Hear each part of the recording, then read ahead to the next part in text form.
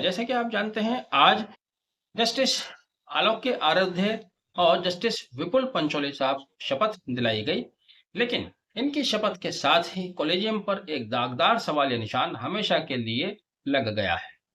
दरअसल 25 अगस्त को जिस दिन विपुल पंचोली साहब का नाम कॉलेजियम द्वारा केंद्र सरकार को भेजा गया था, उसी दिन से ही विवाद पैदा हुआ। सबसे पहले टाइम्स ऑफ इंडिया में खबर छपी। कॉलेजियम में शामिल रहीं सुप्रीम कोर्ट की वी नागरत्ना ने विपुल पंचोली साहब के नाम पर आपत्ति दर्ज की थी।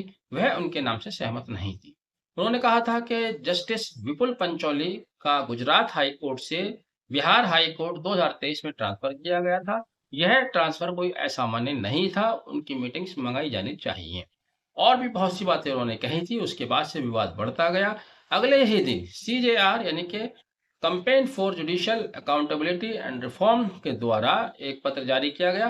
उन्होंने मांग की कि बीवी नागरत्ना ने जो असहमति जताई है उसको पब्लिक किया जाए, जिस तरह से पहले से परंपरा रही है। इसके बाद एक और बड़ा नाम जुड़ा सुप्रीम कोर्ट के पूर्व जस्टिस जस्टिस अभय एस ओका साहब का। जस्टिस अभय एस ओका ने एक किताब के लॉन्चिंग के प्रोग्राम में बोलते हुए कहा कि जस्टिस बीवी नागरत्ना द्वारा जताई गई असहमति के बाद विपुल जस्टिस विपुल पंचोली का नाम केंद्र सरकार को नहीं भेजा जाना चाहिए था और उनके द्वारा जताई गई आपत्ति पब्लिक डोमेन में लाई जानी चाहिए। मामला यही नहीं थमा। अगले दिन सुप्रीम कोर्ट की वरिष्ठ अधिवक्ता श्रीमती इंदिरा जयसिंह ने भी कॉलेजियम के इस निर्णय पर सवाल उठाए।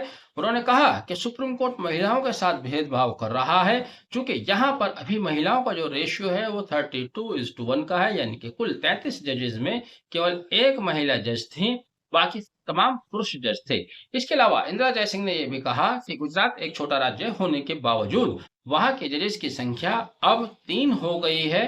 इस तरह से सुप्रीम कोर्ट ने जो क्षेत्रीयता का बैलेंस बनाया जाता है उसको भी नजरअंदाज किया।